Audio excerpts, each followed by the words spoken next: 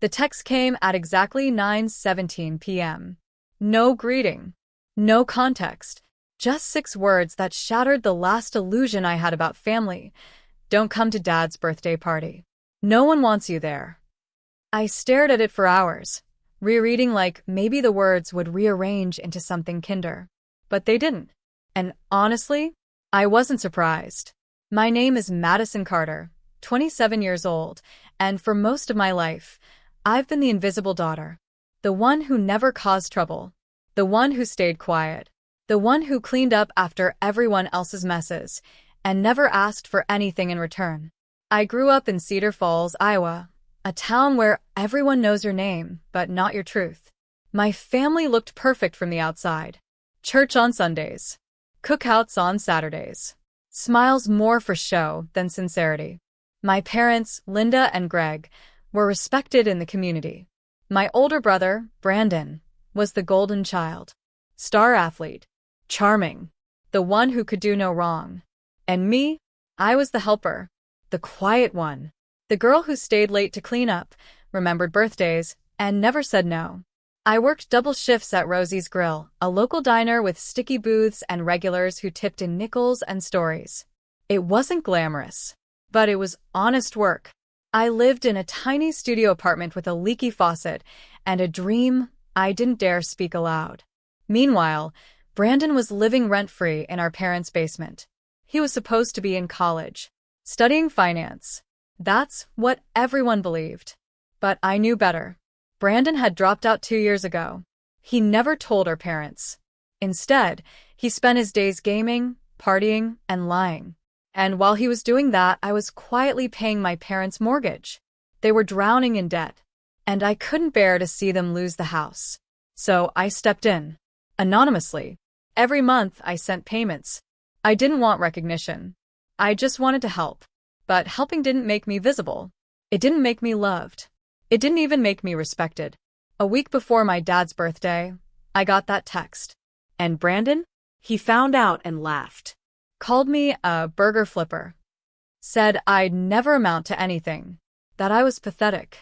That I was jealous of him. I didn't respond. I just nodded and walked away. But inside, something broke. Something shifted. I realized I'd spent my entire life trying to earn love that was never going to be given freely. I was done being invisible. So I made a decision. I gathered every piece of evidence I had, videos, emails, screenshots. Proof that Brandon had stolen the tuition money our parents gave him. Proof that he'd never even enrolled in college. Proof that he'd been lying to all of us. I put it all on a flash drive. Then I wrapped it in a blue velvet box and had it delivered to the party. I wasn't there to see it, but I heard what happened. My dad opened the box, plugged in the drive, and watched everything unravel. The room went silent. Guests gasped. My aunt cried. My mom looked like she'd seen a ghost. Brandon tried to deny it, but the truth was undeniable. People left. The party collapsed. And then my parents called me. Not to apologize. Not to ask why. But to tell me I was no longer welcome in their lives. They disowned me. I didn't fight it. I didn't scream. I didn't beg. I just hung up the phone and sat in silence. That night, I walked to the river near my apartment and watched the water move. I thought about everything I'd lost. And everything I'd never really had. And then I made another decision. I was going to start over. I moved to Denver.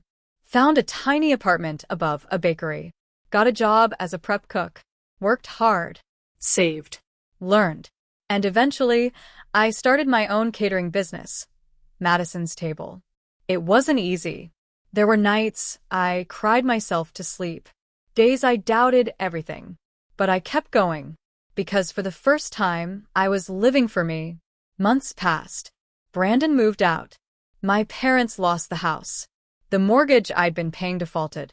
They had nothing. And me? I had peace. I never sought revenge.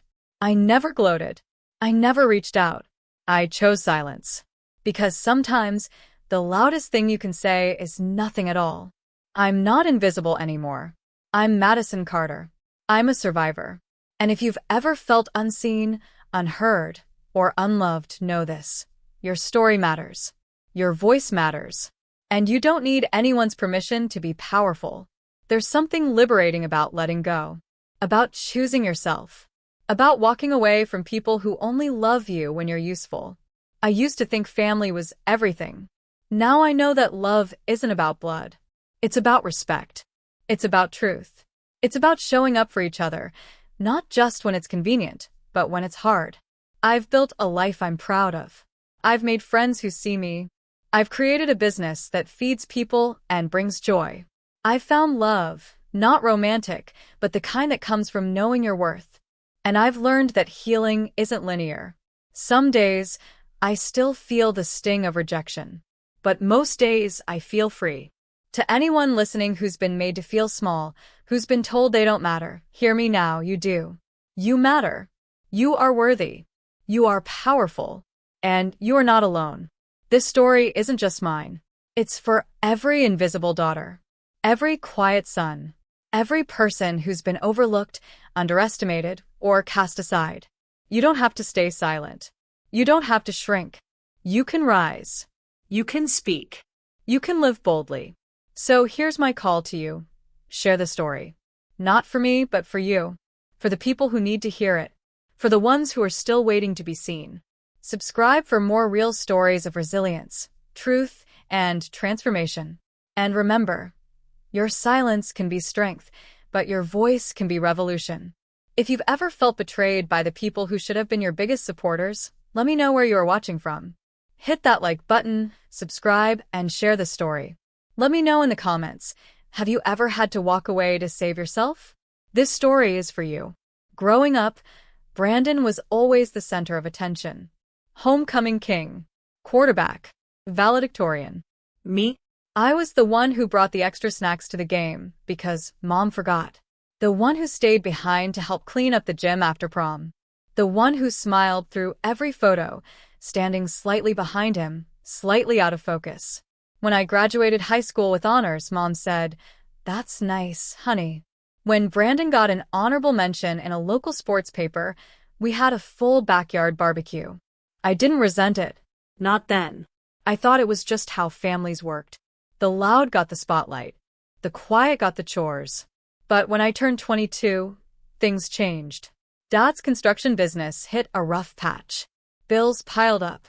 Creditors called. One night, I overheard Mom and Greg arguing in the kitchen. "We might lose the house," she whispered. "There's no way we can cover the mortgage next month." I didn't say anything. I just listened.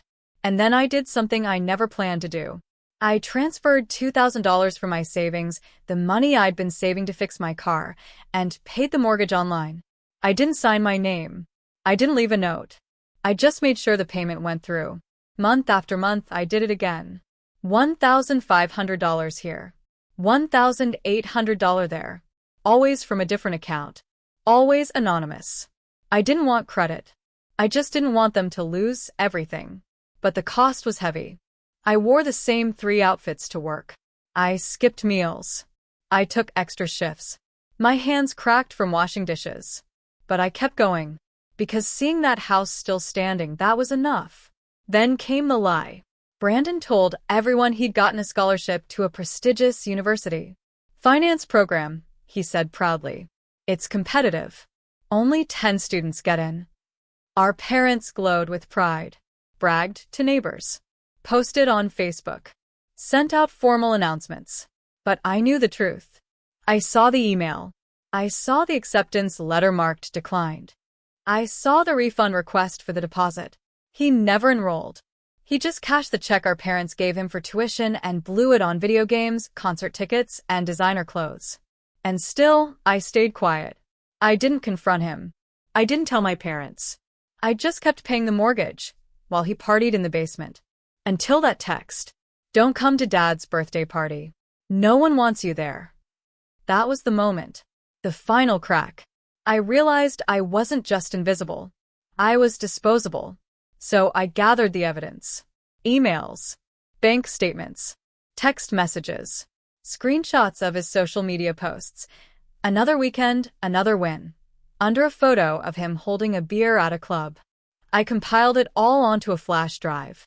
Named the folder, The truth about Brandon. Then I bought a small blue velvet box, the kind jewelry comes in, wrapped it in silver paper, taped a card to the front. For Dad. Open at the party. No signature. No explanation. Let them wonder. The delivery arrived right on time. I wasn't there. I was 1,000 miles away in Denver, sitting on my new couch, sipping tea, and scrolling through job listings. But my phone buzzed. And buzzed. And buzzed. First, it was Aunt Carol. Madison, what did you do? Then, Uncle Mark. This is insane. The whole party fell apart. Then, Mom. You're not my daughter anymore. How could you humiliate us like this? I didn't reply. I just saved the messages. Because I wasn't the one who humiliated anyone. I was the one who told the truth. A truth they'd buried for years. Within days, the fallout spread. Brandon moved out. Our parents couldn't afford the house without my secret payments. The bank foreclosed. They had to sell everything. Meanwhile, I started building my life. I got a job at a small bistro. Learned knife skills. Took cooking classes. Saved every dollar. 6 months later, I launched Madison's Table, a catering service focused on comfort food with a twist. Word spread fast. People loved the warmth, the flavor, the story behind the name. One evening, a customer asked, "Why Madison's Table?" I smiled. Because everyone deserves a seat at the table, even the ones who were told they didn't belong. I never reached out, never apologized, never explained. I just lived fully, loudly, unapologetically. And slowly, the pain faded. Not because I forgot, but because I filled my life with people who saw me, who valued me, who didn't need me to be useful to love me. 1 year after the party, I got a letter. No return address. Inside was a single sheet of paper. "I'm sorry," it said. "I didn't understand what I was losing until it was gone. You were always the strong one. I just didn't want to admit it." It was signed, Brandon. I read it once. Then I folded it and placed it in a drawer. Not to forget, but to remember. Even the golden child can break. And sometimes, the quiet one is the one who holds the family together, even when no one sees it. If this story touched you, please like, share, and subscribe. And remember, your worth isn't measured by how much you serve. It's measured by how much you honor yourself.